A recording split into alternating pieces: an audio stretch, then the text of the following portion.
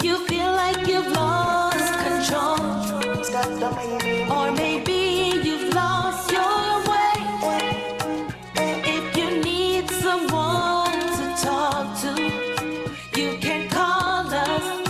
You can call, lean on the NCSA. If you or someone you know is struggling with addiction, know that the National Council on Substance Abuse is here to help. You can give us a call at 535-6272 or visit ncsa.gov.bb.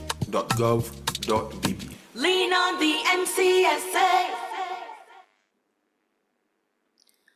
The Honorable Minister of Home Affairs and Information, Mr. Wilfred Abrams, Permanent Secretary, Home Affairs and Information Acting, Ms. Wendy Odle, Chairman and Deputy Chairman, Board of Directors, NCSA, members of the Board of Directors, NCSA, management of the NCSA, staff of the NCSA, representatives from the various media agencies, members of the public, good afternoon.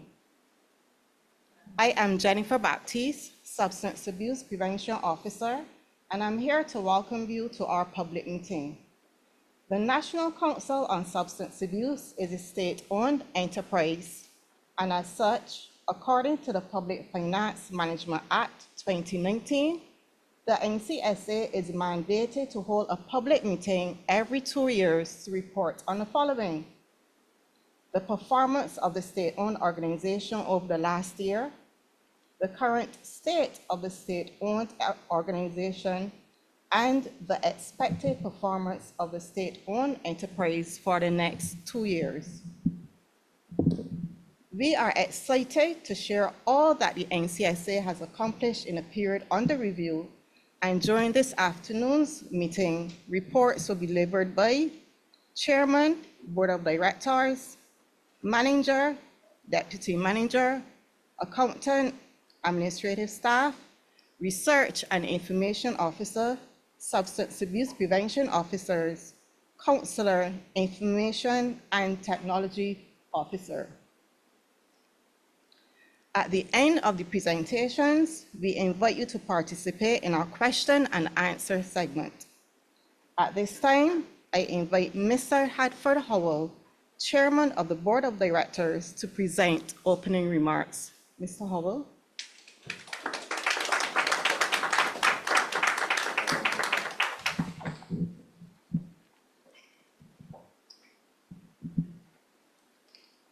Thank you. Good afternoon, ladies and gentlemen. I am honored and delighted to welcome you to the National Council on Substance Abuse, NCSA, in person and online. I commenced my third successive 3-year stint as chairman of the council on 14 September 2024. Colleague directors of the board, past and present, have taken great pleasure in supporting the work of our management, staff, and volunteers in the execution of the council's mandate. The NCSA is a statutory body guided by legislation enacted in 1995. It falls under the aegis of the Ministry of Home Affairs and Information and enjoys an ongoing interface with several government ministries and departments due to the myriad cross-cutting social issues that impact drug use.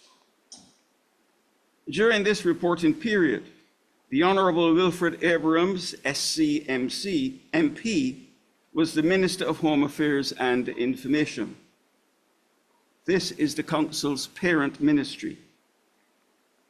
The Council is the sole Barbados government agency tasked with the prevention or delaying the onset of substance abuse. This mandate is inclusive of devising, undertaking and promoting programs and projects aimed at the education, prevention, elimination or control of substance abuse. The Council is authorised and expected to conduct and facilitate evidence-based research or surveys on substance abuse. This is only achieved with the input of our partners, in order to, one, best advise the Minister on measures for the eradication or control of substance abuse, and two, timely alert members of the public on the latest substances, trends, and potential dangers of using such substances if offered or ingested. The NCSA's vision statement is, and I quote, to be the authority in Barbados for drug abuse reduction, end of quote. As Barbados' National Drug Commission, the NCSA is a dynamic and responsive organization. Its small cadre of professional and dedicated staff and volunteers are committed to the task of educating, training, advising, alerting, and providing technical assistance and counseling to Barbadians of all ages and walks of life in the complexities of drug and alcohol abuse. The NCSA is therefore a valued and important national institution which has a critical role to play in safeguarding Barbados' future human potential by discouraging and preventing drug use and the attendant behaviors such as crime, violence, homelessness, work absenteeism, and risky sexual activity that may lead to HIV/AIDS. As of March 2020, the Council has added to its outreach the potential increased risk to drug users of infection with COVID-19. Being the lead agency on drug abuse, the Council must remain abreast of global drug trends and patterns of use so that it remains on the cutting edge of the discipline of drug prevention and drug addiction. We do so by maintaining healthy collaborative relations with our local, regional, and international stakeholders. Board of Directors. The Council Board of Directors has focused on building out partnerships with our stakeholders and on promoting the dangers of substance abuse and its misuse by pursuing 5 specific objectives. These are: 1, we signed a memorandum of understanding with 9 local private and public sector stakeholders starting in 2019. The Council's ongoing collaborations with these partners ever since have resulted in tangible contributions being made to the annual production of our research work.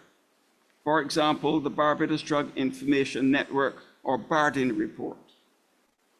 2, facilitated ongoing digitization of our internal operations since 2022 via a document management system, so that we now effectively run a paperless operation. 3, implemented from the onset of the COVID-19 pandemic, a drug education through technology, or DETT program. This has allowed the Council to continue providing online substance abuse education, training, and consultation to fight the substance abuse challenge we all face. 4, pursuit of opportunities for staff learning and training. This remains a key board policy and a significant component of the Council's work. We do this to keep informed of the latest and often unconventional substances that are available worldwide, identifying new trends and methods of dealing with such. Attendance at overseas stakeholder events, conferences, seminars, or workshops is therefore critical because such interactions enable management and staff to engage with experts and fellow professionals. This is particularly beneficial to the Council or Government of Barbados when little or no cost accrues to us. 5, increase the Council's public visibility related to substance abuse prevention, particularly through a heightened social media presence and interactions. Now, during the period under review, the Council continued to utilize hybrid approaches in the delivery of our programs and projects to ensure maximum effectiveness and efficiencies. In an era of reduced budgets, with limited opportunities for face-to-face delivery methods, We recognize that delivering our programs and projects must be continued and enhanced. The Council's ability to adapt to an ever-changing substance abuse environment remains critical to the pursuit of our mandate. The Council welcomes the ongoing support, cooperation, and collaboration from our stakeholders and sponsors. Their contributions are essential to what the Council seeks to do: building of a better, stronger, safer, and drug-free Barbados. Our NCSA family believes this is not only desirable, but achievable, and so with God's help, we are endeavoring to succeed in this effort. I have just come from an honorable house where tribute was paid to our former minister, and it confirmed to me the words that were said by the Prime Minister included, his commitment and dedication to his serving his constituents. And I thought that those sentiments, commitment and dedication, is what the staff at the NCSA do every day of the year. And so I conclude this afternoon's experience by saying that I hope it will be informative and beneficial to all persons taken in today's presentation, live or later on. The Council urges persons to stay away from substance abuse in any of its varied forms. Avoid hurting yourself and those who love you, family, friends, and others within your community. Our heads of department will follow me and address you in more detail on the Council's recent work and our future plans. I thank them for doing so and publicly express the Board's profound gratitude for the tremendous work they do for the benefit of us all. Thank you.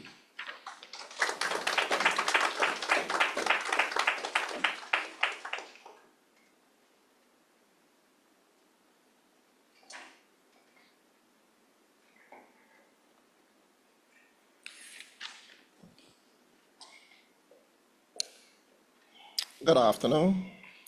I am Curtis Edwards, accountant at the National Council on Substance Abuse. I'm here to present to you on behalf of NCSA's Accounts Department, which consists of Mr. Stephen Bishop, Assistant Accountant, and yours truly.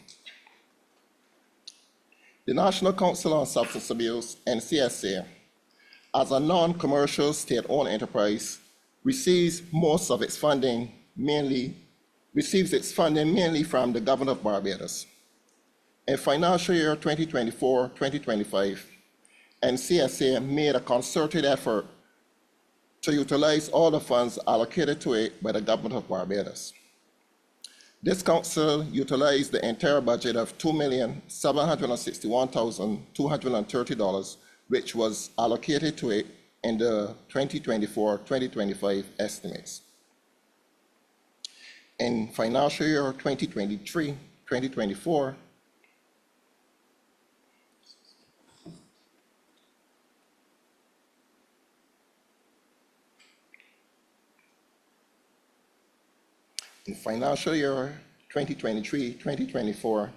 this council utilized the $2,616,563 allocated to it by the Government of Barbados and the estimates to execute its mandate of drug demand reduction.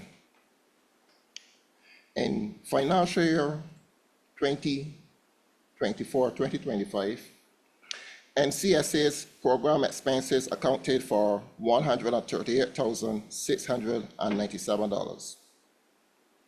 $65,672 of the $138,697 was spent on school prevention.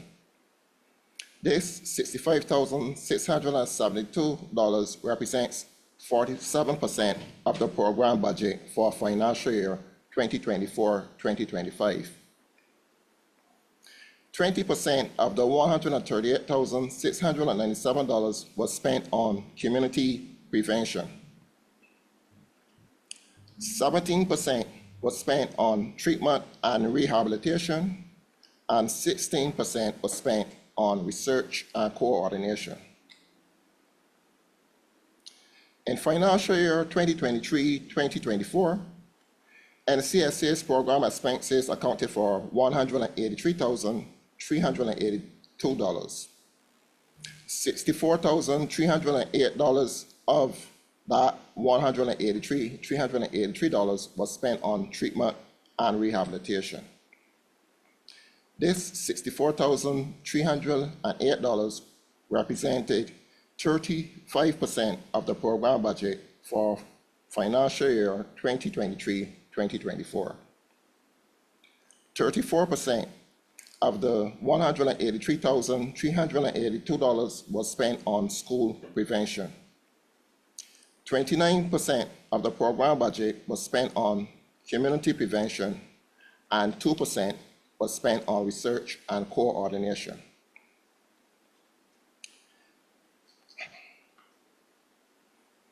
NCSA plans to continue with the execution of its mandate in financial year 2025-2026 through its research and coordination, its school prevention, via its community-based prevention, and via treatment and rehabilitation.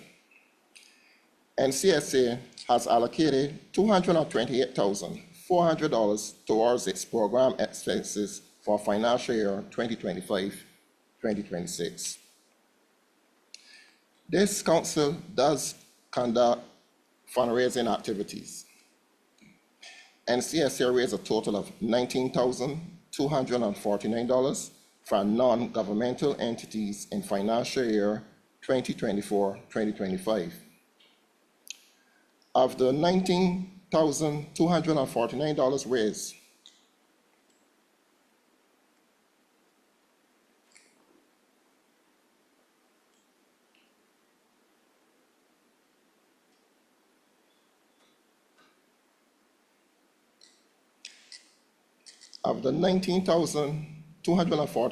raised, $12,450 was utilized to offset government's funding of the summer transitional program called Project SOFT.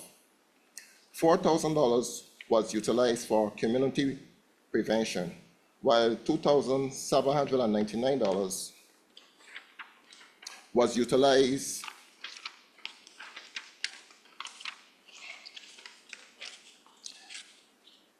in the treatment and rehabilitation program. The major donors to NCSA in 2024-2025 were the Sandy Lane Charitable Trust, Corporators General Insurance, Plan A Productions, and Are For More Services.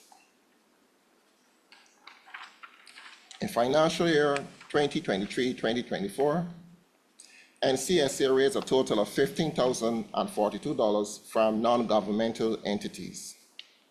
$13,750 of the $15,042 raised was utilized to offset government funding of the summer transitional program, Project SOFT, while $1,292 was utilized in treatment and rehabilitation program.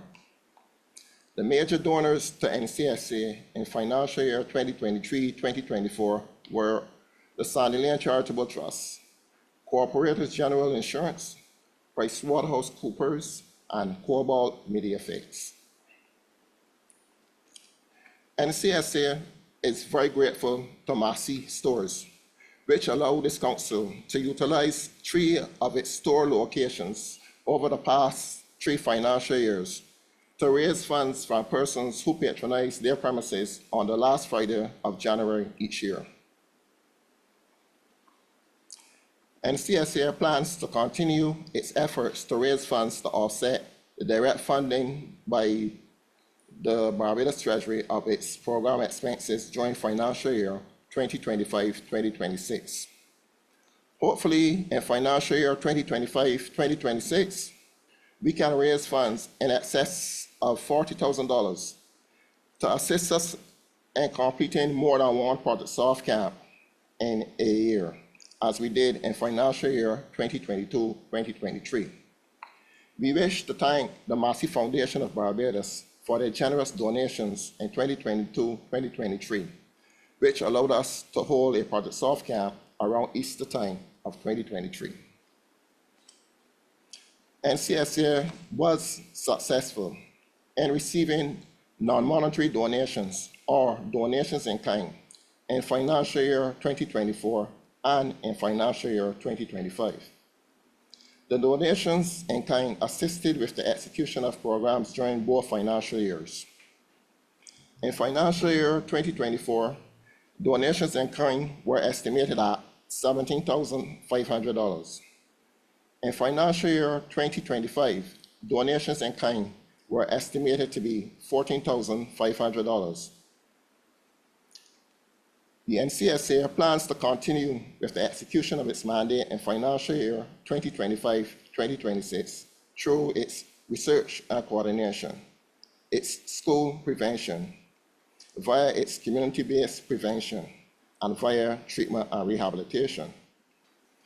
This council plans to continue in its efforts to raise funds to offset the direct funding by the Barbados Treasury of its program expenses during financial year 2025-2026. This council has presented estimates of expenditure for an additional $354,000 over what was granted in financial year 2024-2025. The majority of this increased budget requested in the estimates of the expenditure relates to Barbados' hosting of CCAL's drug demand reduction meeting. This meeting is scheduled to be held during August of 2025. Here ends the report. I thank you.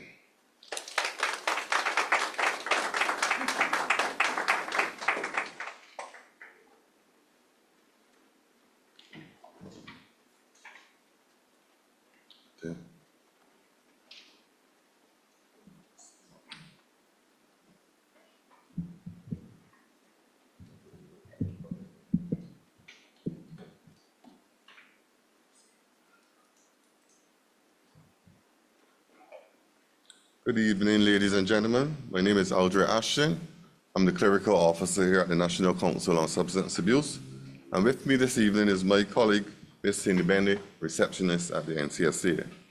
At this time, I would like to introduce you to the admin team, which is comprised of the administrative officer, the secretary, Ms. Lisa Lane, receptionist, Ms. Cindy Bennett, driver messenger, Omar Brathwaite, and office assistant, Ms. Cheryl Osborne, Mrs. Cheryl Osborne to be correct, and myself, clerical officer.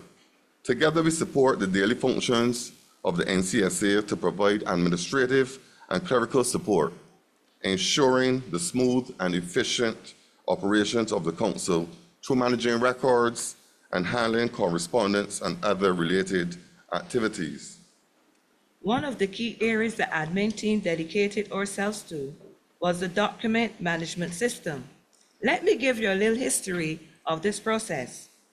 Several years ago, we recognized the need to implement a more efficient filing system to effectively streamline the flow of correspondence in the office. A decision was made to implement an electronic document management system.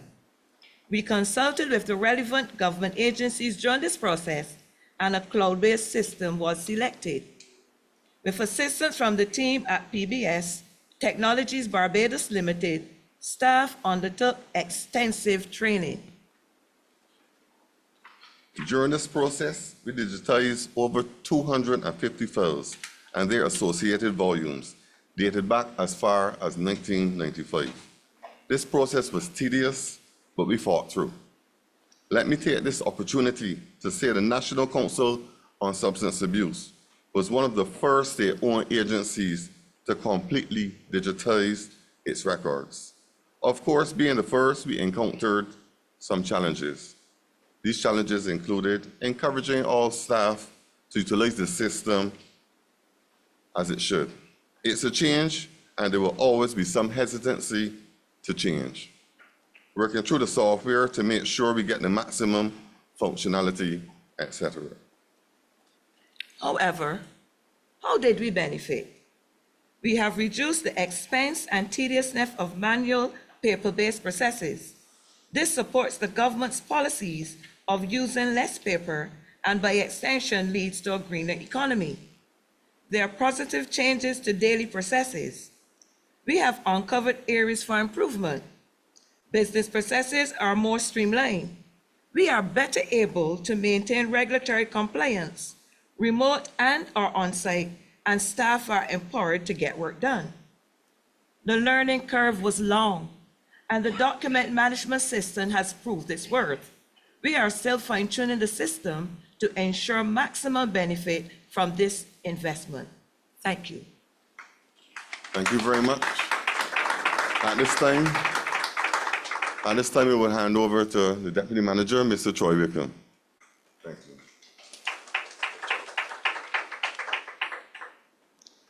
Good afternoon all.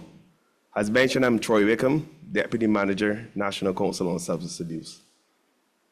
I am responsible for supervising all program staff, which is inclusive of a research department, a counseling department, 4 substance abuse prevention officers, and an information and technology officer. I call them the engine room of the council. As mentioned, the council mission is to reduce the demand for illegal drugs and the misuse of prescription substances by promoting awareness, encouraging positive lifestyle choices, while working closely with schools, family, local and international partners. This is done through outreach, which is informed by local and international research. Some of our research projects include our yearly Barbados Drug Information Network report, better known as our Barden report, surveys within our primary and secondary schools, rapid assessments across all communities, to name a few. Our research and information officer, Dr. Jonathan Yearwood, will speak to you after me to give you a more in-depth insight into our research initiatives. The council also conducts programs across all communities, and that is drug education programs, and that's prevention programs, which seeks to increase the knowledge and awareness on all matters related to drug demand reduction. We also try to seek or change persons' perception as it relates to the harms associated with substance use and misuse, while seeking to address persons' attitudes towards substance use while impacting their behavior in the long term. The council also celebrates World No Tobacco Day, International Day Against Drug Abuse and Illicit Trafficking, and of course, our very own Drug Awareness Month, which is held every year in the month of January. And I must say for this year was the first time we collaborated with one of our partners, which was very, very special to us.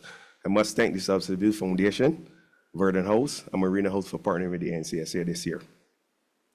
During the month of activities, the NCSA conducts a number of initiatives which focus on raising awareness on drug demand reduction, as well as conducting drug prevention education. These initiatives focus on, but is not limited to, 1, a church service. We start with recognizing God is important. Conducting drug education sessions with the school-age population, faith-based organizations, workplaces, to name a few. We also collaborate with our partners. We have a Fun and Fitness Day, which is very, very important. It's important for team building collaboration with state-owned enterprises, organizations that are involved in drug demand reduction. We also conduct community walkthroughs, community drive-throughs, where we engage with various demographics within the communities to share information on drug demand reduction. We can't have a Drug Awareness Month without disseminating research findings. And every year during the month of January, we disseminate our Barden findings for the year. And with that being said, I will now hand over to Dr. Jonathan Yearwood, who will speak to our research initiatives for the year. So thank you, and do enjoy.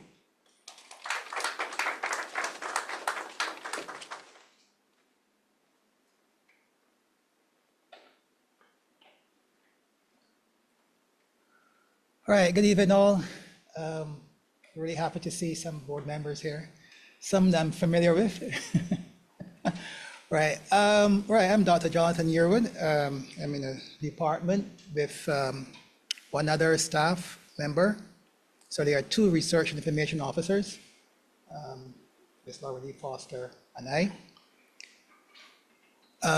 To this presentation, I will look at the research activities completed in 2022 to 2024, targets achieved. This is in relation to the commitment for results framework for that similar period.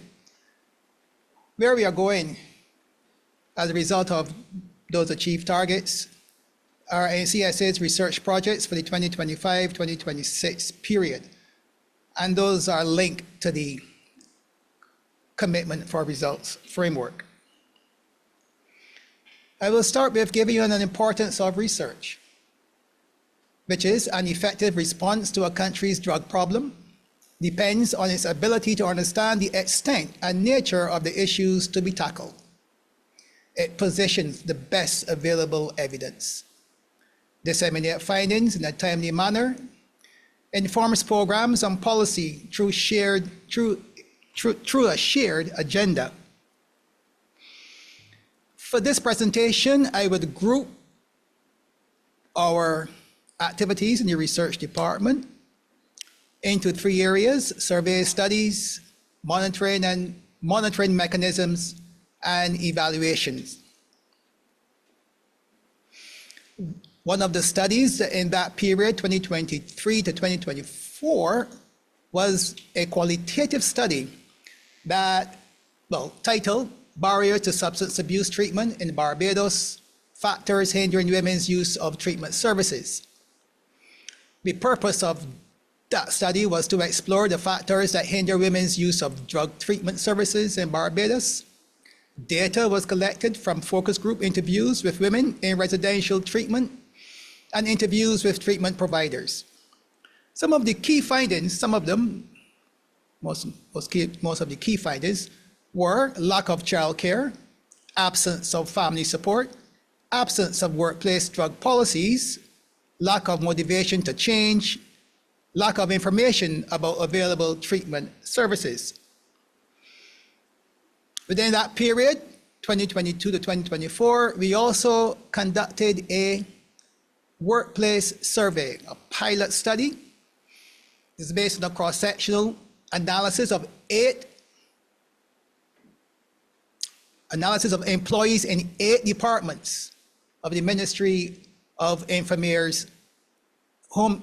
Home Affairs and Information. The purpose of that study was to gather data on drug use and drug-related policies in the workplace, including knowledge of the harms associated with both legal and illegal substances, as well as the policy frameworks regarding drug use and treatment for drug addiction. The findings of that study revealed that less than half of the respondents understood workplace policies on drug testing. Half of the respondents expressed fear or anxiety about losing their jobs if they disclose a substance abuse problem. Only 4 out of 10 respondents felt confident that the workplace would support them if they faced substance abuse issues. Most respondents agreed that workplace interventions are essential, including drug education and programs to assist workers with substance abuse problems. Now, because the nature of the study was a pilot study, we intend to do a more comprehensive study involving all ministries in the public sector, and this is scheduled for 2025-2026. Our monitoring mechanisms, chief among those, is the Barbados Drug Information Network. The purpose of BARDIN is to collect and share data on the island's drug situation. This data is sourced from a wide range of government and non-government entities in Barbados, including drug prevention, treatment rehabilitation, and law enforcement. The objectives of BARDIN is to strengthen the capacity of Barbados to respond to changing drug use trends, to provide current epidemiological and other information on substance abuse, and regularly update this information, to identify trends in drug consumption and offenses related to illicit drugs, and to provide relevant information for the planning, evaluation, and management of drug control programs. Now, I will highlight some of the findings, the key findings from the 2022-23 Bardeen report. Alcohol, marijuana, cannabis is generic name, and cocaine are the primary drugs capturing the attention of treatment providers and the law enforcement sector. Marijuana or cannabis was the primary drug used by those seeking treatment in the age category of 40 and under. The primary drug offense involved the possession of marijuana. Most of marijuana and cannabis offenses primarily involve males under 40 years of age, a key age group. The continued emergence of new dangerous drugs, or what we refer to as new psychoactive substances. An increase in the number of women entering treatment, which will have implications for our approaches that are gender specific. Unemployment continued to be a significant factor among individuals seeking treatment. Now, for some time now, for years now, we have been involved with the multilateral evaluation mechanism. And in 2023, just to give some background to the MEM, it's a tool used by the OAS, the Inter-American Drug Control Commission, CICAD, to measure the progress of OAS member states in combating the hemispheric drug problem. The 8th round of the MEM is currently on the way, and the NCSA is responsible for coordinating the evaluation process in Barbados. Now, some of the key methods associated with conducting the MEM, one of them is that it is conducted by member states of CICAD.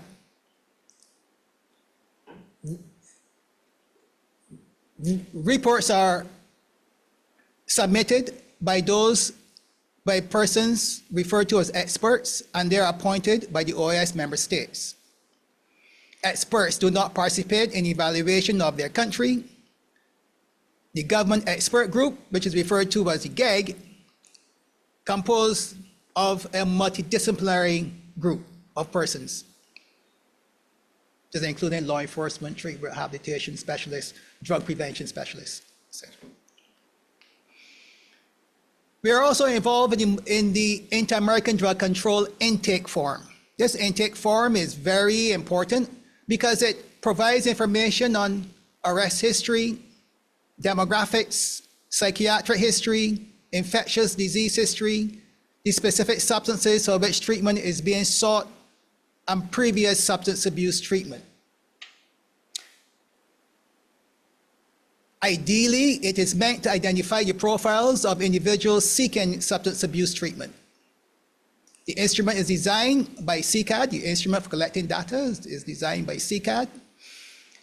And it is relevant for generating country and regional reports. Data has been collected from a period 2022 through 2024. Now, as I said, we mentioned before collaboration with other stakeholders. And for this particular treatment intake form, the participating agencies include the Substance Abuse Foundation, the Center for Counseling Addiction and Support Alternatives, the Inmate Drug Rehabilitation Counseling Program at Dodds Prison, the Drug Rehabilitation Unit at the Psychiatric Hospital, the NCSA's Counseling Program, and most importantly, a detailed report is forthcoming from CICAD. Now, one of the NCSA's pet projects is, and it's continuing, the early warning system is part of the monitoring framework. The purpose of the early warning system is a multidisciplinary network that collects, evaluates, and shares information about substances that have psychoactive effects when ingested. Now, we are very concerned about those psychoactive drugs because we have found, tested, confirmed methamphetamine, ecstasy, and synthetic cannabinoids, which are very dangerous substances. And as we mentioned before, some of these substances can cause death. The early warning system has some key components. We look at drugs seized, drugs found, drugs that are reported to the relevant authorities. Once those drugs are reported and in the possession of relevant authorities, they are tested for their chemical characteristics by the Forensic Center. From there, the NCSA formulates a multidisciplinary technical oversight committee that meets here at the NCSA, and we discuss the findings as to the suitability of providing information to the minister if we see that it warrants that. But more importantly, the TOC recommends public alerts on those substances that were found and tested. Now, further to the work of the early warning system, in 2023, the NCSA, in collaboration with the Minister of Home Affairs and Information and the Forensic Center, published 2 health alerts. These alerts confirm the presence of ecstasy, as I mentioned, methamphetamine, and synthetic cannabinoids in Barbados.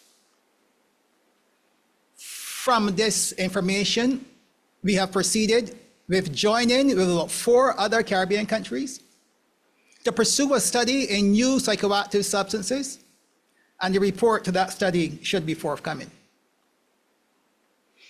We also engage in a number of evaluation reports during the period, and as mentioned before, Project SOFT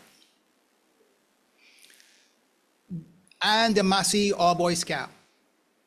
Normally, these evaluations are based on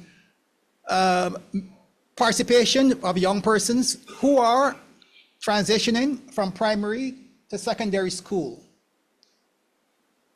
There is a capacity about 40 students who are evaluated on a number of areas: pre and post tests on knowledge, assessment on their learning expectations, their experiences, as well as their likes and dislikes of their participation in the camp. Now, I mentioned the CFR because I think that was important, as it shows the commitment to the results that NCSA or what the NCA would have agreed to deliver. And as you know, it provides some type of accountability for delivering those projects that were agreed upon.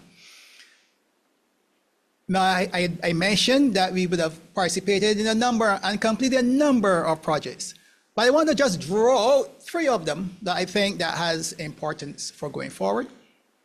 The Barbados Drug Information Network stands by itself, as I said, as a planning, management, and control mechanism. The workplace survey is part of that wider community approach, specifically looking at workplace, employees across the workplace sector.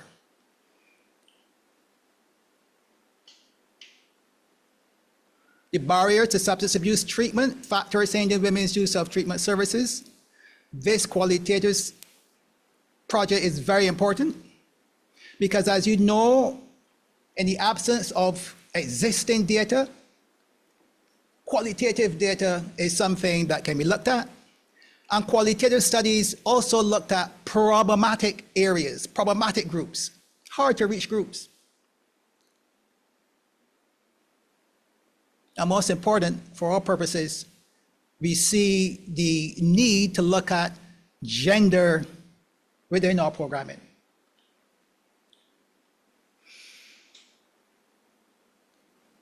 Now, why are all these projects that we have done important? one of the factors that, one of the concerns and the documented evidence shows that drug use starts at an early age, progresses significantly during adolescence, and continues during the 18 to 40 age group, which is a concern for the drug addiction, arrests for drug problems, and the gender-specific issues shows that it is that these problems are primarily male-dominated.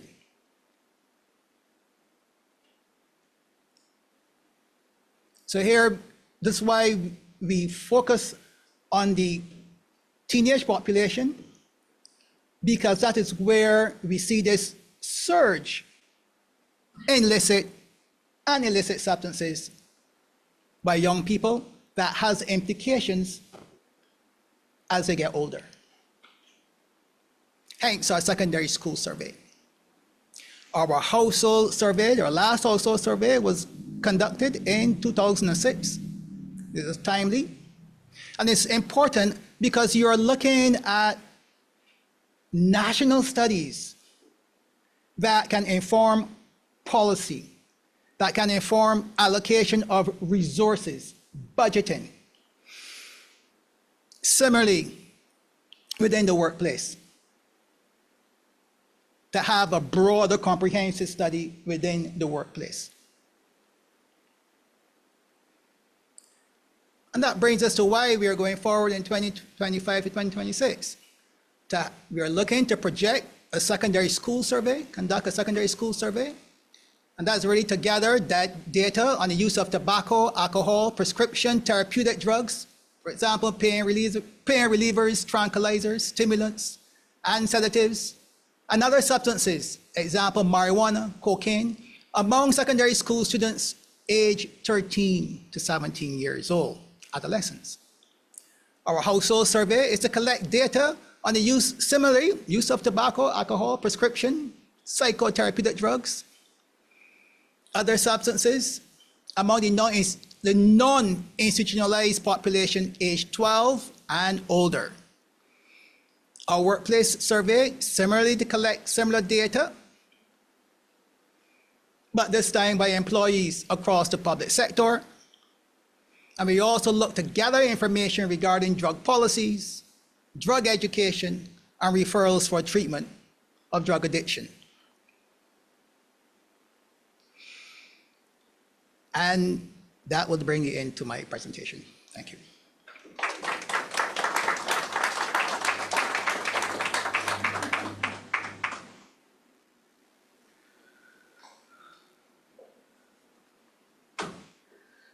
Good afternoon, everybody. My name is Wendy Greenidge. I am a Substance Abuse Prevention Officer here at the National Council on Substance Abuse, and it is my pleasure to present to you this afternoon what we do at schools. Our prevention education programs aim to sensitize and engage our student population from the primary right through to the tertiary levels. During the financial year 2023-24, we conducted 12 programs at the primary level, or we intervened with 12 schools, at the primary school level. When we say we intervened with them, it could be that we met with an individual class, it could be the whole school, it could be a variety of engagements that we have at a school. For example, at one school, we did the entire junior school section. So we count that as an intervention at a school. 24-25, we had 18 primary schools visited during that time period. And as you see here on your screen, these are some of the activities we do at the primary school level. We do not do chalk and talk. Everything we aim to have to be interactive and engaging with the children so they pay attention and they're interested in what we are saying. So we can do storytelling, we do drama, we do arts and crafts. We also let them get some games going and do things that are experiential in a safe manner.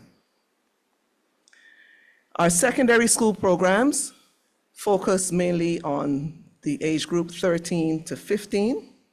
During this time period, 2023 to 24, we visited 19 schools and 24-25, we visited 16 schools. As mentioned before, this could involve whole school or even whole year groups. For example, the first form interventions that we have done, orientation to secondary school, we are often included at that level. Our key program at the secondary level is Drugs and Life Skills Awareness Program. This sensitizes secondary school students ages 13 to 15 about the harmful effects of legal and illegal substances, including alcohol, tobacco, cannabis, edibles, and some of the non-psychoactive substances that we have heard are on island. Through this, we are able to have robust discussions with our young people about drug-related laws, perceptions of harm, and also show them the right way to make informed decisions.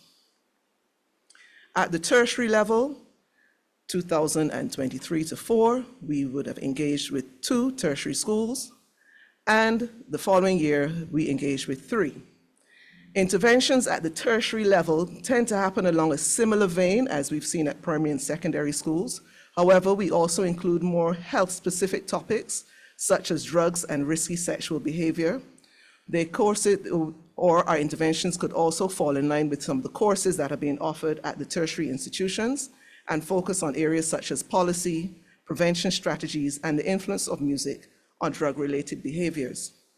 Most recently, in October of last year, we were able to engage with some students from the Barbados Youth Advanced Corps, and we conducted the Management of Substance Abuse in the Workplace course, where we were able to look at definitions of drugs, human anatomy awareness, drug awareness, and we gave them some practical applications of substance use in the workplace. Not to be forgotten is our most at-risk populations, where we conduct weekly drug education interventions. We go to Edna Nichols Center, New Horizons Academy, and government industrial schools, and engage with our young people through videos, PowerPoint presentation, games, and other interactive tools. We explore topics such as drug myths, facts, drugs and the law.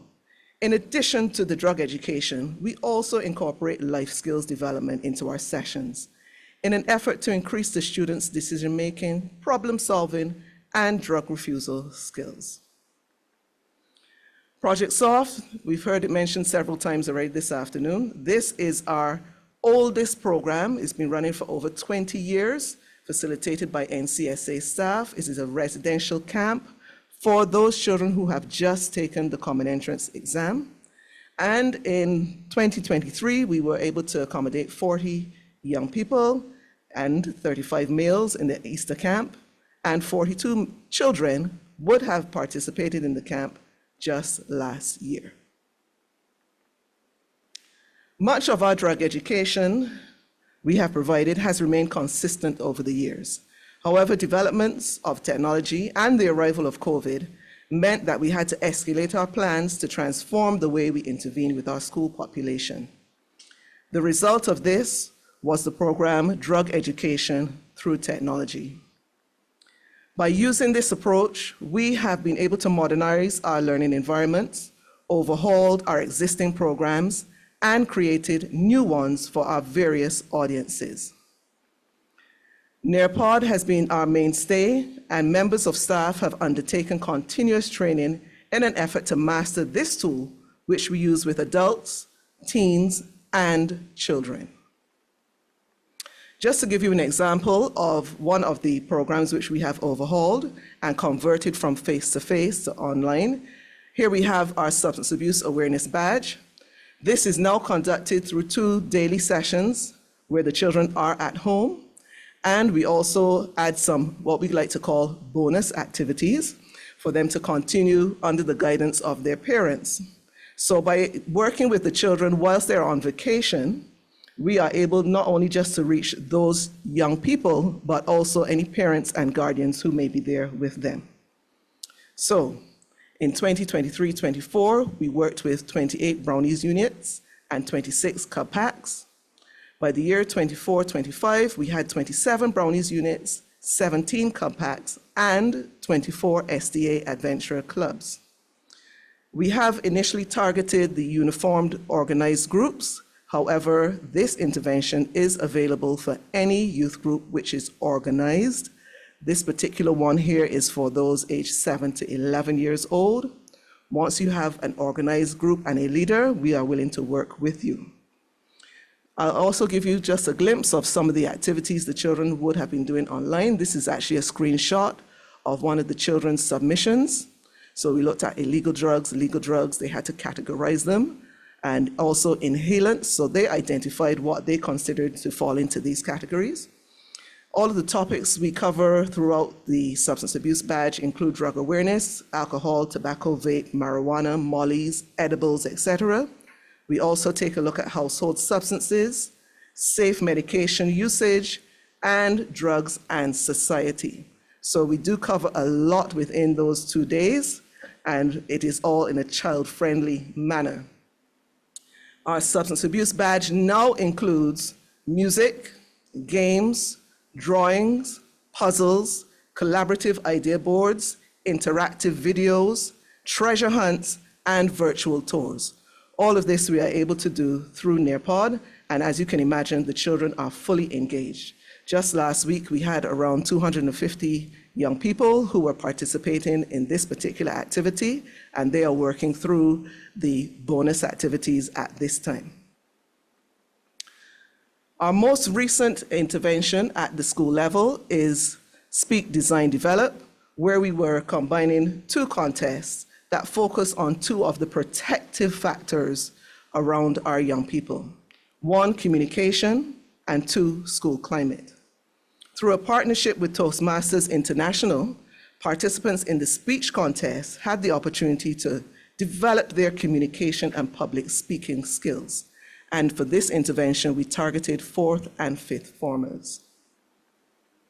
While the school display component aims to improve the student-school connection and improve the commitment to the school while encouraging parents and community members to get involved in supporting our young people.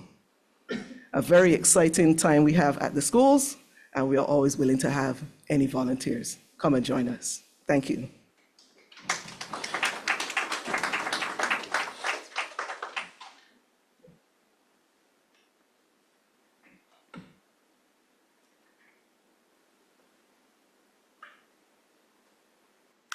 Good afternoon. I'm Paulavette Atkinson, and it's a pleasure to now give you an insight into what we do with regard to our community prevention initiatives here at the NCSA. Community prevention programs are facilitated in various settings across Barbados, and they engage both children, youth, and adult populations. There are various approaches that are used to conduct and deliver these interventions, and these would engage persons at health centers, in sporting events, through faith-based initiatives within the family, community, as well as the workplace.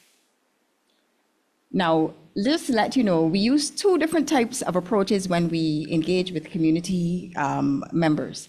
One is a universal approach. And what do I mean by that? Basically, we presume that all persons in Barbados are at risk for substance use. And the whole point of using this type of approach is to prevent or delay persons from starting to use substances. The other approach that we use is a selective prevention approach. And here we would work with select groups who are at a greater risk for substance use because of their early experimentation or exposure to substance use and other practices at home and in the community. So let's take a more closer look at some of our interventions. Since NCSA addresses the whole issue of substance use and abuse as a public health issue, we work with health practitioners in public health centers. And primarily our polyclinic program aims to address healthy lifestyles throughout the life cycle.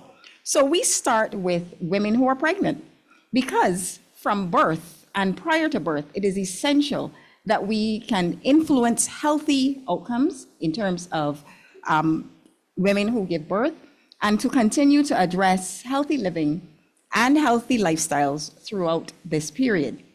So what do? We engage pregnant women directly, along with their spouses and their family members, on a weekly basis at various polyclinics. So for each polyclinic that we intervene at, we're there for 3 months. And we work alongside the health sisters and the medical officers in delivering healthy alternatives to substance use. What are some of the issues that we explore? We look at how alcohol can change the brain. We look at drug counseling in case persons have issues or their families. How do they access drug counseling and support services? We talk about healthy eating. How do you eat healthy on a budget? Nutrition, meal planning. And we work with the National Nutrition Center in this regard and other stakeholders such as the National Sport Council, because alternatives to beating stress. So exercise techniques, whether you're at work, whether you're pregnant, or even if you have immobility issues, there are different exercises you can do to keep yourself active whilst on the job or out and about during your activities. We also collaborate with the National Conservation Commission and the National Botanical Gardens, because how do you eat healthy on a budget? You can also start to grow your own food. So we do a practical session, and our counterparts from those agencies teach participants how to start a home garden. Now, during the financial year 2023 to 2024, we engaged with over 267 pregnant women and their family members at 3 polyclinics, whilst in financial year 2004 through to 2025, we engaged 80 pregnant women and their families, along with 275 general health clients. Now let's look at another intervention strategy that we use, and this is through sport and sporting initiatives. NCSA conducted 7 workshops and specialized interventions with a range of national athletes, elite athletes, and persons who pursue sport recreationally at the community-based level. These included athletes, coaches, sport administrators, and community-based residents. We collaborate on an ongoing basis with the National Sport Council, the National Anti-Doping Commission, as well as the Ministry of Education Transformation. We also, more recently, in the last financial year, we started to do workshops with students who are pursuing sport certification at secondary schools at the CSEC level. And this is all in an effort to continue to promote healthy, drug-free living. How else do we do this? We work closely with faith-based entities, and it is important to recognize that spiritual base and development is important. And through our collaboration with the congregations, with clergymen, and various faith-based entities, we're able to propel our drug prevention education with both youth and adults directly in the community. We've worked with Pathfinders, with the Men's Fellowship, just to name a few. We've conducted marches against drugs in the community, and we've gone out and engaged with youth and adults and their caregivers during vacation Bible schools. On an average, NCSA facilitates over 50 drug awareness sessions on an annual basis within the community, involving various community-based groups. And here you will see some family interventions. We collaborate with other stakeholders, and we conduct education for parents and caregivers and other family members. And we also work actively with the PTAs at various schools from the primary level through to the tertiary level. And we work closely with parents who are key stakeholders in drug prevention. Another very important area within our community prevention thrust is our public advocacy programming. And what do we mean? We're building awareness amongst stakeholders across the landscape of Barbados. Public advocacy is ongoing. We utilize both social media techniques and platforms.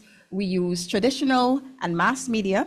We do one-on-one engagements, and we also facilitate specialized sessions, for example, at health fairs, open days, and during different international days. And one of the highlights that I must mention is when we conducted a community-based panel discussion last year in 2024. And this was enabled through collaboration with local experts in the health and law enforcement arena. And we were able to provide persons who also joined us online on very important information and looking at the difference between medicinal and recreational cannabis. And of course, in the workplace, we have a range of actors who are present in the workplace. Not only the workers, supervisors, management, but persons are members of families. They're also parents. And this is an active location for us to facilitate our interventions.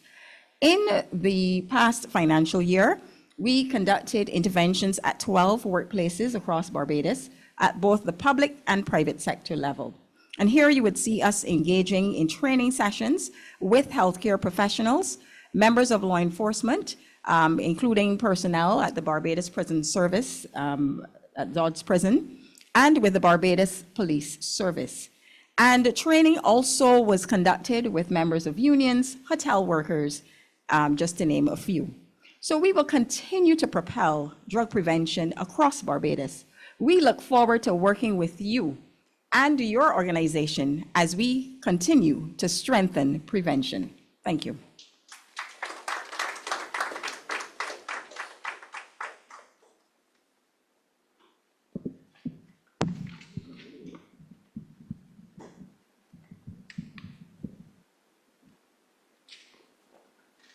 Good evening. My name is Natalia Corbin-Eiffel, and I'm the Senior Counselor at the National Council on Substance Abuse. I'll be facilitating the presentation for the Counseling Department, which comprises of 2 full-time counselors, Mr. Mosiah Hoyt and myself. The Counseling Service at the National Council on Substance Abuse was established to assist the Council in its efforts to reduce drug use and abuse. To achieve this, the counseling program was developed in line with the organization's strategic objectives of drug education, prevention, treatment, and rehabilitation to further complement the existing school and community programs. The counseling program is a non-residential program, providing a service to persons with mild to moderate cases of substance use, abuse, and addiction.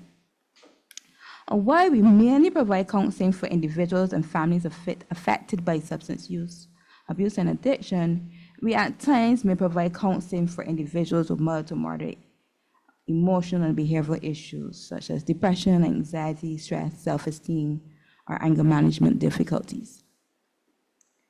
As we serve our clients, we use the person-centered approach, where each client's individual needs, preferences, and experiences are considered throughout the counseling process.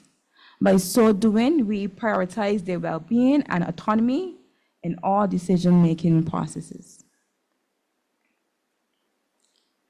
From April 1st, 2023 to March 31st, 2024, 56 intakes were administered to clients who came through the doors of the National Council on Substance Abuse.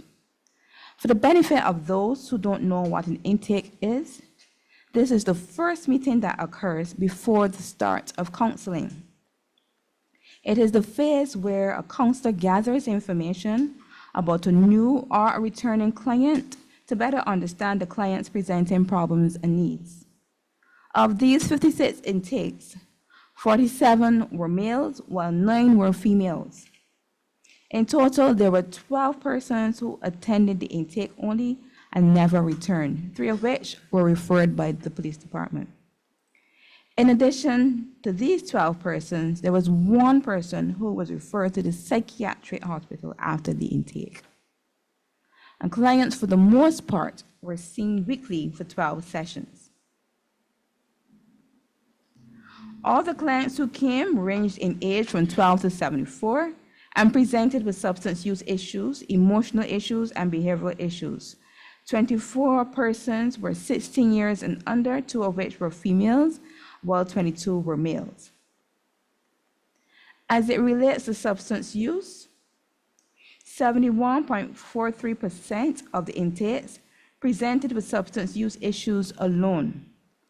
14.3% of the intakes presented with a substance use and another condition. And you can see the gender breakdown on this slide. 14.3% of the intakes presented with emotional and behavioral issues. For all clients, new and returning, cannabis and alcohol were the major substances of choice. As we take a look at the referral sources during the reporting period 2023 to 2024, 9% of the intakes were referred from the Eddie Nichols Center, 11% were referred by parents and family members, 11% from the probation department, 18% from the juvenile court, 23% were self-referred, 5% were referred from secondary schools, 14% were referred from the police as a result of the Drug Abuse Prevention and Control Amendment Act 2020, 2% from a medical practitioner, 4% from their place of work, 2% from a vocational institution, and 2% from the juvenile, 2% from the juvenile liaison scheme. From April 1st, 2024 to March 31st, 2025, a total of 51 individuals were referred to the organization, ranging in age from 12 to 68 years old. And notably, 30 of these individuals were age 16 or younger. The gender breakdown revealed that there were 44 males and 7 females. In terms of substance use and associated conditions, cannabis-related issues were the most prevalent. 88.2% of these intakes presented with substance use issues alone, while 11.8% presented with substance use and another condition. Regarding the referral sources, 25.5% of the intakes were referrals from the juvenile court, 13.7% from schools, 11.8% from family members, and 13.7% from the police service as a result of the Drug Abuse Prevention and Control Amendment Act. We also had 5.9% referrals from magistrate courts, 7.8% from the probation department, 5.9% from workplaces, 7.8% were self-referrals, 2% from a medical practitioner, 3.9% from the juvenile liaison scheme, and 2% from polyclinics. Of the total number of intakes, 13.7% individuals did not go beyond the intake assessment, and among this, there were 2 individuals who were specifically referred by the police. For the period April 2024 to March 24, 2025, 485 individual counseling sessions were scheduled. Now we move on to the Succeeding Through Rehabilitative Opportunities Group Program, better known as our STRONG program. On July the 18th, 2023, the Counseling Department began the 5th cohort of the STRONG program. The STRONG program is a group counseling program for adolescents between the ages of 12 and 18 years and their parents. This program was initiated because the 2018 data from the Barden report indicated that marijuana was the most popular drug of choice among those in the targeted age group, and the finding is still the same. Drug use among this population is of great concern because this period of life is characterized by growth and maturation of the brain and the body. It is a period of life where drug use disrupts brain function and areas critical to motivation, memory, learning, judgment, and behavioral control. Studies have also shown that marijuana use among this population has also been associated with more serious mental health issues. As the youth are the country's future, it was important to implement this intervention to reduce the above-mentioned challenges and to increase the likelihood that these individuals will be productive citizens. The adolescents who are enrolled in this program have problems related to marijuana use that are exhibited by using weekly or more often, or they either experience social, emotional, legal, academic, or physical problems associated with marijuana use. 8 adolescents, as recommended by the treatment manual, were selected to be participants in the group. There were 7 males and 1 female. However, at the start of the program, only 6 adolescents had signed the informed consent forms. And these were 5 males and 1 female, all of which completed the program. On the 18th of July, the opening activities began, and the first group session occurred. In total, there were 11 group therapy sessions for the adolescents. In addition, there were 10 online parenting sessions at the group level, which started on the 19th of July, and we had one family session. For the financial year 2024 to 2025, we were able to facilitate another strong program which started on July the 15th, 2024, with the online parent sessions, and then the 16th of July, we started with the face-to-face group sessions for the adolescents. For this cohort, which is our 6th cohort, we follow the same format as the previous year, in that there were 11 group therapy sessions for the adolescents and 11 online parenting sessions. For the July 2024 cohort, 8 adolescents were once again assigned to the program. For the 11 sessions, there were 2 sessions where all 11 participants were present. And by the end of the group sessions, there were 5 young men out of the 8 who were committed and attended every session, whether it was online or in person. Before I conclude on the strong program, it was set out for the financial year 2024 to 2025 that we would have 2 strong programs. However, due to conflicting schedules with another program, the proposed dates for the second program could not happen. Universal treatment curriculum. Globally, psychoactive substances and substance use disorders are creating great problems on the health, social, and economic functioning in society.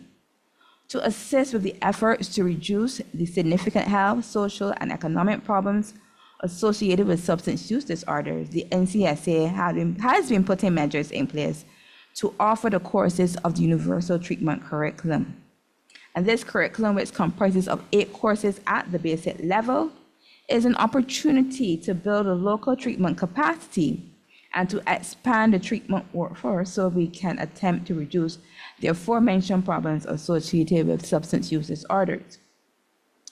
An advantage of participating in this training is that upon completion of the 8 courses, treatment professionals have an opportunity to take the International Certified Addiction Professional exam, and if they pass this exam, they can be certified as a qualified treatment professional, or they could be a trainer as well. To make official the delivery of the Universal Treatment Curriculum courses by the National Council on Substance Abuse, the Council signed a memorandum of agreement with the Colombo Planned Drug Advisory Program on April 25, 2023. And following this memorandum of agreement, the Council offered 2 courses. Course 2, Treatment for Substance Use Disorders, the Continuum of Care for Addiction Professionals in May 2023, and Course 3, Common Co-occurring Mental and Medical Disorders, an Overview for Addiction Professionals in October 2024. For the training which occurred in May 2023, there were 7 professionals who participated, while there were 16 in October 2024. Due to the work stoppage order that was issued earlier this year, UTC training has been temporarily suspended as it receives some funds from the U.S. Department of State. This order has affected the delivery of the curriculum, at least for some portion of the current financial year, and at this moment we await to hear the outcome of this so we can continue further training. That's it, and thank you.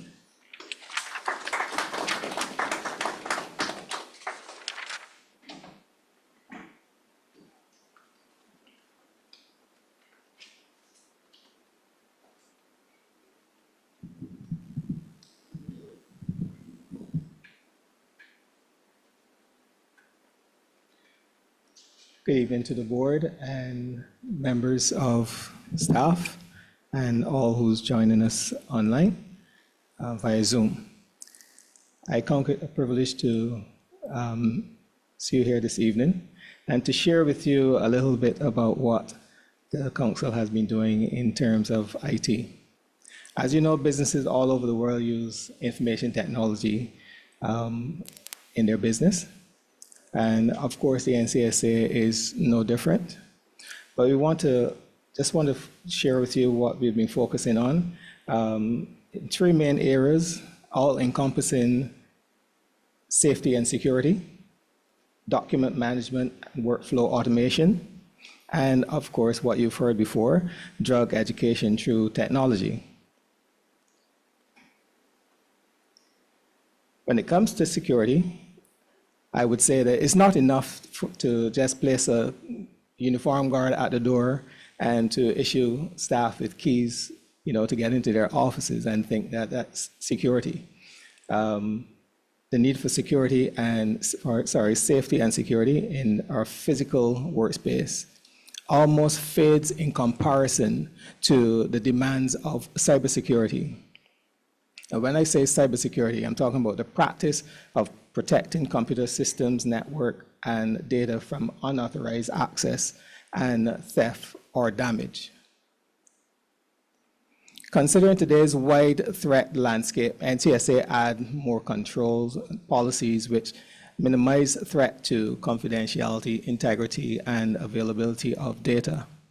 Efforts in securing data meant hiring security consultants at times to help harden our network, invest in cybersecurity training, and making several infrastructure changes, of course. Special attention has been given to improving our backup and recovery strategy. This is inclusive of a three-tier backup system, which is coordinated using very reliable proprietary software, which offers physical, virtual, and backup solution to its customers.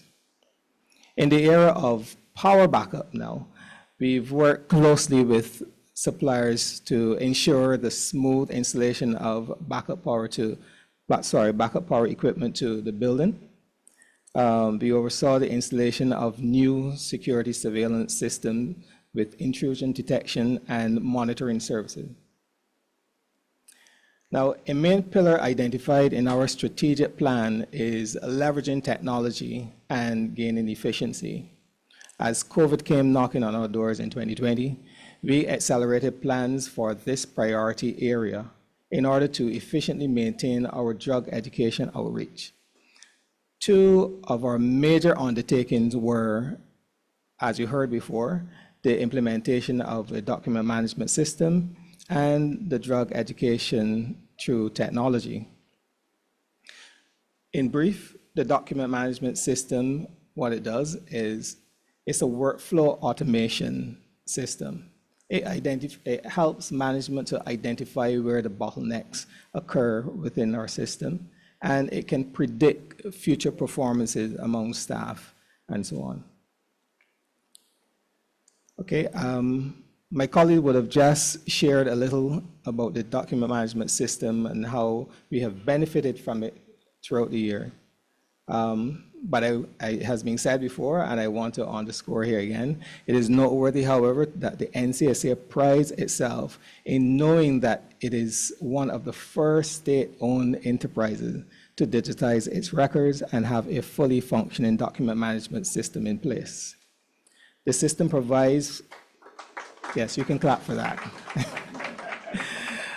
The system provides a central repository for all documents coming into and leaving the organization, making it easier to access, manage, and share information quickly.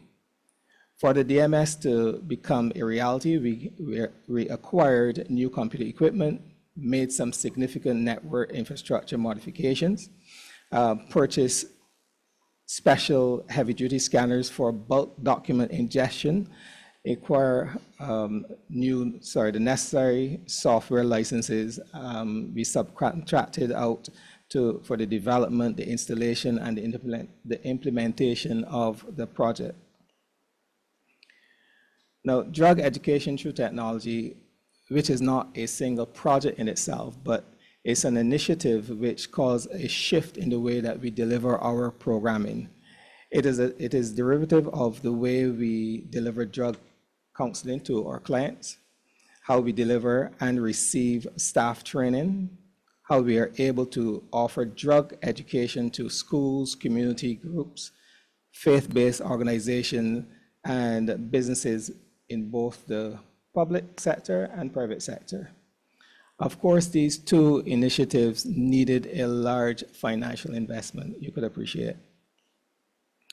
In delivering drug education through technology, the NCSA staff often must connect other people's storage drives to their computers during their travel to different locations to attend workshop, or either local or abroad.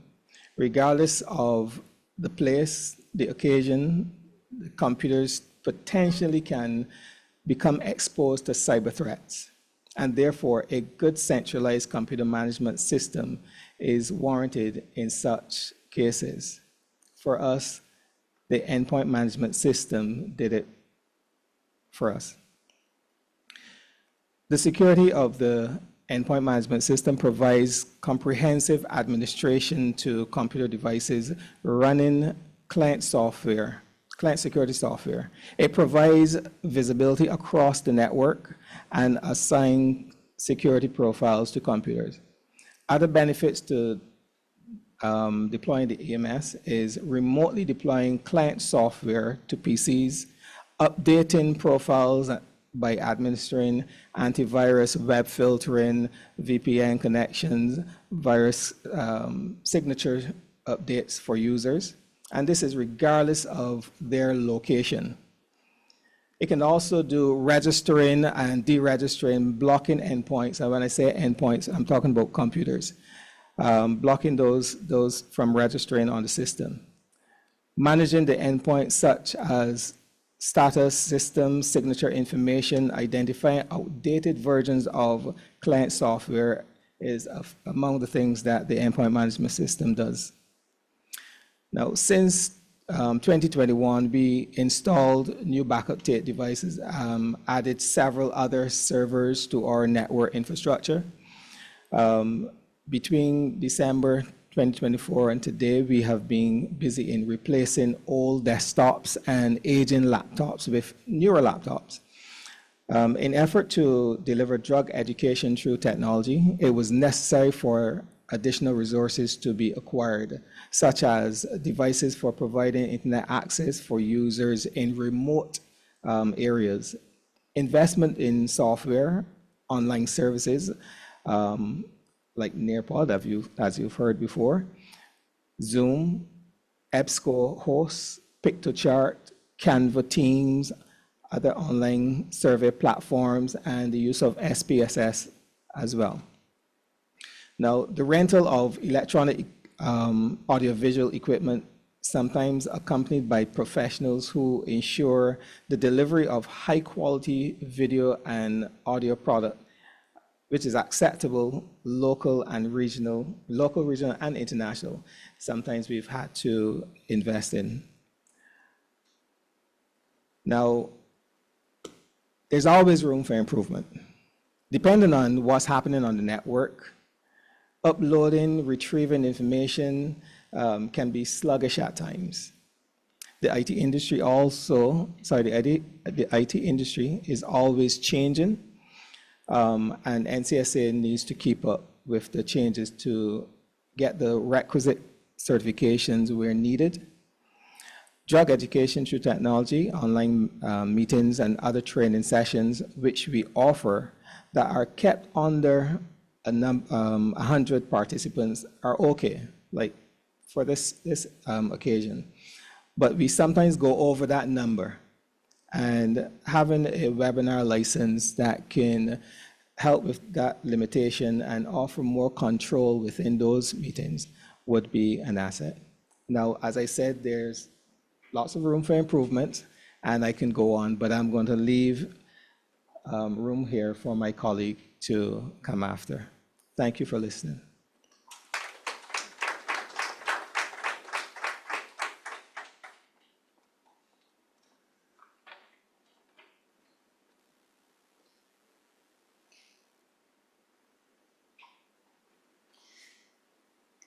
Good evening, everybody. Thank you for being here.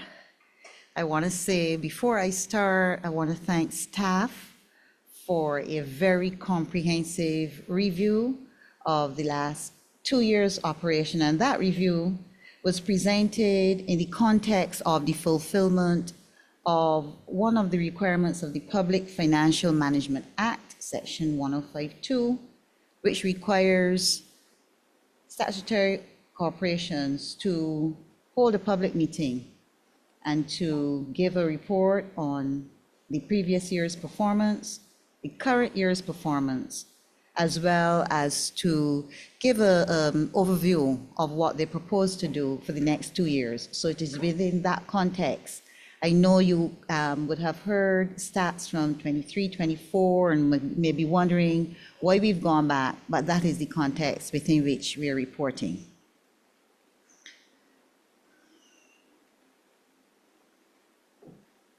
My name is Betty Hunt, and I'm the manager at the National Council on Substance Abuse. So the way forward over the next 2 years, in addition to what is set out on at the wider regulatory level, some of our policy initiatives include reviving the Barbados National Anti-Drug Plan, reviewing of the NCSA Act, development of a workplace education and training manual in keeping with the National Wellness Policy, and advocating for the continuance of the Drug Treatment Court. With respect to a national anti-drug plan, mention was made, especially from Dr. Yearwood, our Research and Information Officer, of our relationship with the Inter-American Drug Abuse Control Commission, CCAD. Many of the countries of the hemisphere, which are members of CCAD, have an anti-drug policy in place, a national policy. That policy speaks to not only demand reduction activities, but also activities carried out by our supply agencies. It speaks to control activities. It speaks to international cooperation. It speaks to chemical precursors and the like. With those countries that have such a document in place, a roadmap in place, we find that it is easier to track what is happening in those countries in a coordinated fashion. And this is the main reason why we're advocating for a national anti-drug plan to be once again put in place. The National Anti-Drug Plan brings together the nation's response in one coordinated document through one mechanism, and it makes it easy to implement, measure, monitor, and provide feedback. Of course, the NCSA was established several years ago in the 90s. The Act has not undergone any substantive revision. And if we are to keep pace with what is happening, a review of the Act is absolutely essential.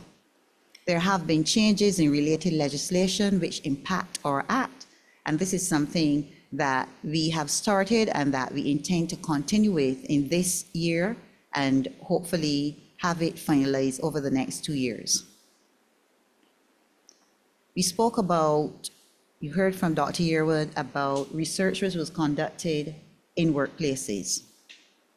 We are well aware of the provisions of the National Wellness Policy which encourage organizations to treat two persons who are impacted directly by substance use or indirectly by substance use. And so we have made a commitment to assist with developing a training manual for workplace education. We already do this for agencies that reach out to us to assist with the development of workplace drug policies.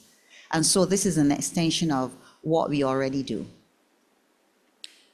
Another mechanism which sadly has been discontinued for one reason or the other, but which we would advocate for the continuance of, is the Drug Treatment Court. The senior counselor spoke of the younger persons who are coming in, and this is a cause for concern. The Research and Information Department, they continually highlight the different challenges that we are seeing with persons who use drugs recreationally, who misuse prescription drugs, the general misuse and abuse of drugs.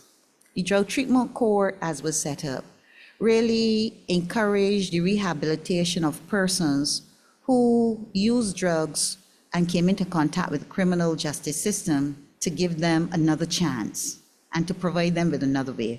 And so over the next couple of years, we will advocate for the continuance and the reintroduction of the Drug Treatment Court. In terms In terms of going forward, we can only do this if we have the knowledge and the know-how to advance our work. And we do this by attendance at international conferences. We attend sessions online, in person, and staff themselves, I'm happy to say, I'm proud to say, they've taken several opportunities for advancement and self-enrichment, both at the personal and professional level. And so when we speak previously of offering training courses, it is because staff have taken upon themselves to ensure that they are up to date with what is happening on the drug scene, so that when people take part in our courses, they're leaving with the latest developments in this arena. We've had great support, and we've come away with several initiatives, several ideas for programming from attendance at international conferences. And this, I need to underscore something Chairman mentioned. It is critical, and we keep saying, when we are fortunate enough to attend overseas conferences, it's not a trip. We don't take trips. For those of us on board members, members of staff who have had the pleasure or displeasure of being chosen, it is work. But you really come back with a sense of purpose and value added. And so this is something that we hope we can continue over the next 2 years. Now, if I go department by department, our accountant, Mr. Edwards, spoke to the need to become self-sufficient, to offset what we do. While we are extremely grateful, and we could not exist without the funding from the government of Barbados, we also recognize that it is not enough. It is not nearly enough to cover what it is that we have to do, what it is we set out to do. And so over the next 2 years, we will put some more energy into trying to secure some pledges, making strategic alliances with donor agencies, recruitment of new donors. And in the past, there are some persons and some companies who supported us, but who for one reason or another have lapsed. And so we will make a concerted effort to see how we can get those back on stream so that we can raise at least $150,000. That is the goal that is set out. You heard Dr. Yearwood mention the CFR, which is the Commitment for Results, an overarching government policy document, which each government department uses as a roadmap for the way forward. In terms of research, Dr. Yearwood again was very comprehensive in how he reported on the research that has been undertaken over the past 2 years and where we need to go in the coming years. What it speaks to is developing a comprehensive and integrative approach to the drug situation in Barbados. And I just mentioned the development of anti-drug plan. But this is critical because, again, as we see how these strands tie in together, our counselor mentioned seeing persons at a younger and younger age and the impacts of starting to misuse drugs at a younger age, the severe likely impacts of drug use throughout life. There's also this recurring challenge of co-occurring disorders, which involve both mental illness and substance abuse. And these are important considerations in drug research. So the goals of research going forward would be to conduct representative samples of crucial populations, students, workers, general population. Just a word here. I know generally we hear a lot about different organizations conducting so much research and so on, both locally and overseas. And what I would like to say is that the NCSA is very careful to ensure that research is conducted based on scientific methods so that it can be replicated, so that it can be used to inform programming, so that it can take its place when we go to international and regional conferences. We have scientific evidence to present. There's also a growing need internationally to focus on gender-specific data that informs programming.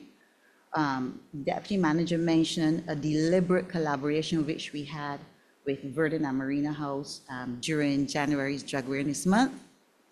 And out of that, we were able to see the very different types of approaches and the impacts and the results on males and females when it comes to drug abuse. So this whole business of gender-specific data is extremely important for the way forward. And of course, it makes little sense to invest resources into doing your research and then not having it monitored, tested, and then not having a mechanism to disseminate your results and to keep persons up to date.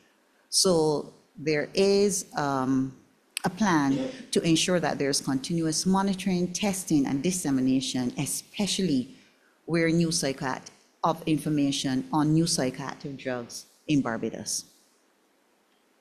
With regard to schools, I'll start at the bottom. There are endless possibilities, endless possibilities.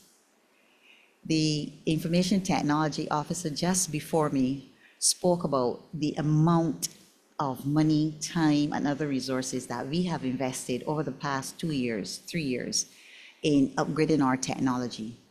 So with regard to schools especially, we will be embracing more technology, including online learning platforms, to include not only children, but also adults, as Mrs. Greenwich pointed out.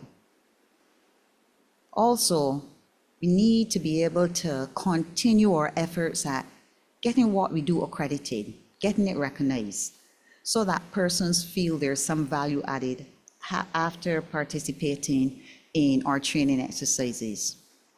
An improved website will draw persons to the NCSA and its work, so that is another expense that we will incur very shortly in this financial year. The counselor spoke and the research and information officer spoke of the demographic 40 years and under. So we thought that we needed to develop an age-appropriate, perhaps a made-for-TV children's program for the very youngest of that demographic.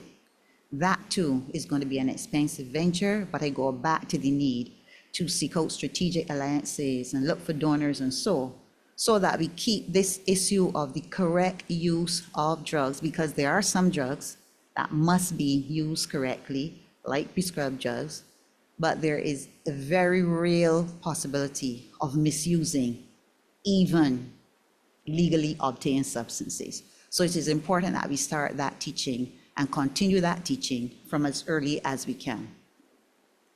Community. As we know, our community is becoming very diverse. So you're quickly moving from a one-size-fits all. But what we have found almost universally is that sports tends to unite, sports and arts tends to unite people. And so we have great plans of continuing our association with the Barbados Football Association. Young men are attracted to football, and there are lots of people at our local football matches and so on. So we will expand that collaboration. And then we will seek the assistance of the National Sports Council or other national sporting bodies to help us craft targeted interventions and to come on, as Ms. Atkinson said in her delivery, we've trained persons from those agencies, and so to come on board and help us spread the message of no drug use. With respect to counseling and rehab, I just spoke to our support for the reintroduction of the drug treatment court, but what we're seeing, the figures which were presented may seem small, and that is for two reasons. There are only 2 counselors, and a lot of what we do is individual counseling, and that takes time. 11 sessions that was mentioned for a group therapy program, that takes time. Several of those sessions were undertaken, I know, in one cohort on Saturdays. That takes additional resources. And so we will seek to see how best we can expand our counseling function to engage 2 additional full-time counselors in this area. Seek to see how we can have the strong programs which Ms. Corbin-Eiffel spoke to, our senior counselor, see how we can have that expanded and built out some more to include things like mentorship and other protective factors. improve the amount of counseling sessions that we are able to provide to at-risk juveniles and adults. And also, because our offering of the universal treatment curriculum was so dependent on external funding, to see how, again, we go back to our donors, to see how we can raise enough funds so that the offering of that program is not dependent on whether or how the external market goes. So those are the things we're looking to see how we can achieve with counseling and rehab. In terms of information technology, I don't know if I can expand on what the IT officer, he was very eloquent, but we do need further IT training. It is not cheap. We need continued upgrade of our security for our systems, the associated warranties and so on, upgrading of our software, both the DMS and the EMS upgrade. Before I close, I wish to, on behalf of our minister, extend his apology for not being able to be here with us this evening. Chairman mentioned that we operate under the umbrella of the Ministry of Home Affairs and Information, but in his absence, Minister has kindly agreed to give a few remarks, and I'll have him give those remarks right here. All right, Timothy.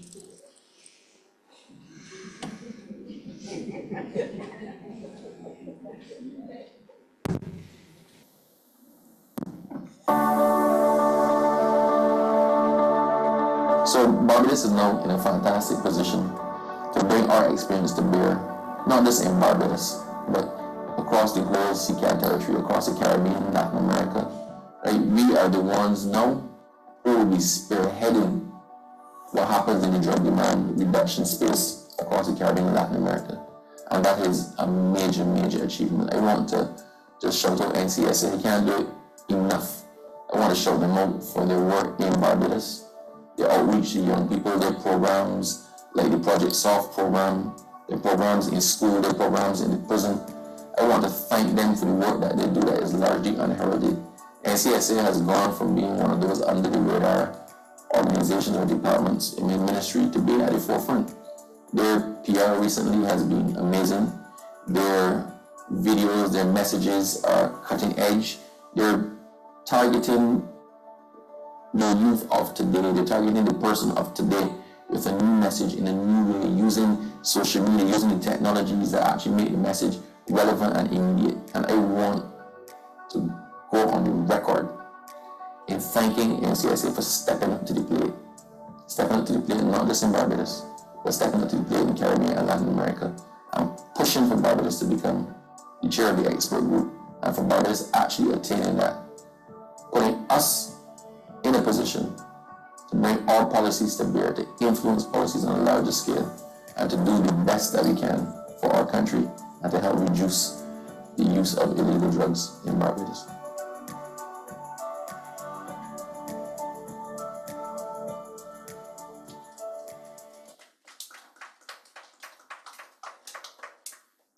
Thank you, Minister Abrams.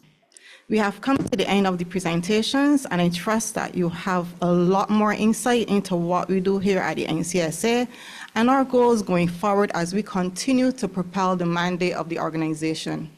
At this time, I invite you, the public, to pose questions or comments based on what was presented here this evening. Thank you.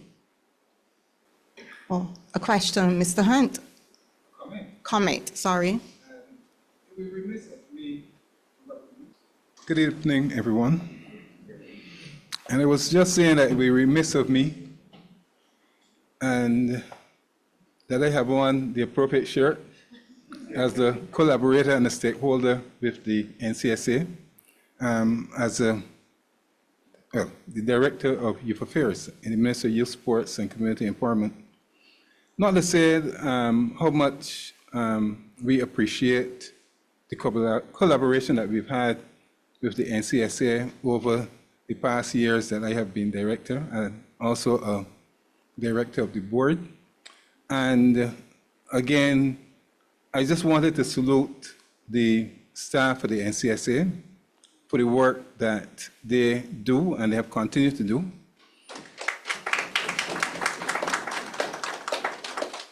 And I have to share an admission that, you know, sometimes I sit here in meetings and some of the presentations that we have and some of the things that we have done here in this boardroom, I actually copy them.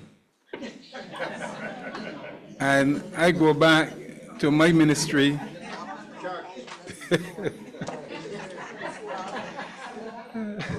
Chair, you got me blushing. But I am serious about that. I actually copy some of the stuff that we do here, and I really take them back to the ministry which, you know, I work with. And these are some of the things also that, you know, I have implemented. I am so very impressed over the years with the IT department.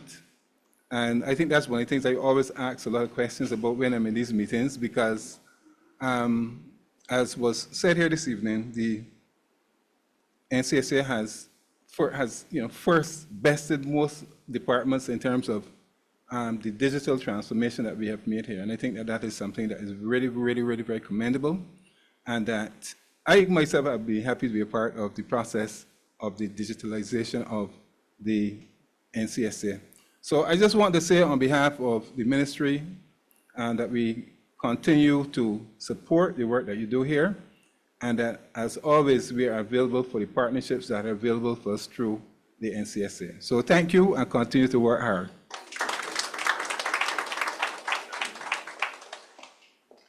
Thank you, Mr. Hunt, for your kind sentiments, and we certainly do look forward to future collaborations with you.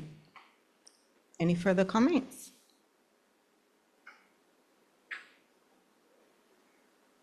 Mr. Howell.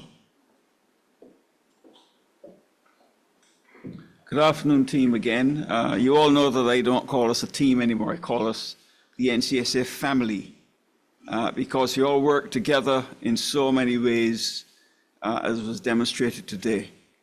But I think it is very important that on occasions such as this, that we can come together and make a public presentation on the work that we do and have done for the past 2-3 years, and in fact have been doing for many, many years. And that work will continue. We could always do with a bit more funding from wherever it would come, the donors, even the government. But we make do with what we have, and we will continue to work hard and to do our very best to maintain the mandate that has been given to us. And I think I must use this opportunity to publicly thank again my fellow directors, the excellent management and wonderful staff. I'm not just saying that for this platitude. I really believe that. I've been around here now for going 7 years, going 9 years. And I'm really so pleased and proud of the work that we've done here. And I know it will continue. And I ask the public to collaborate with us even more going forward, and continue to say, staff, management, directors, continue to work hard. Let us stick together and keep fighting against this dastardly thing that is substance abuse. But I want to thank the public for joining us. And I want to thank you all again for your wonderful work. It is much appreciated by us all. And I know the Minister shares that view, as he has said. So thank you all again. And back over to you.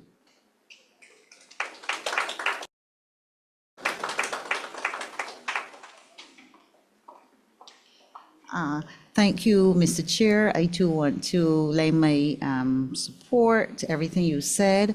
I think part of it is deliberate. Our board members, they're diverse. They come from several backgrounds.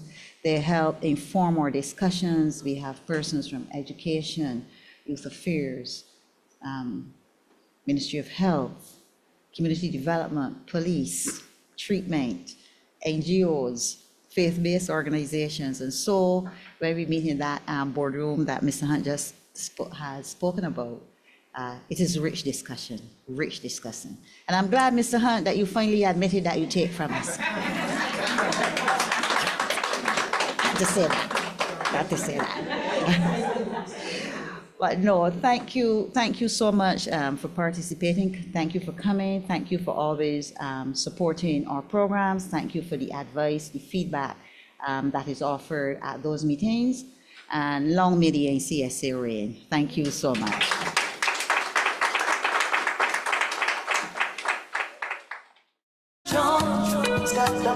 Or maybe you've lost your way.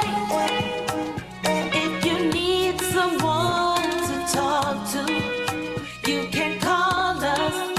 You can call. Lean on the NCSA. If you or someone you know is struggling with addiction, know that the National Council on Substance Abuse is here to help. You can give us a call at 535-6272 or visit ncsa.gov.bb. Lean on the NCSA.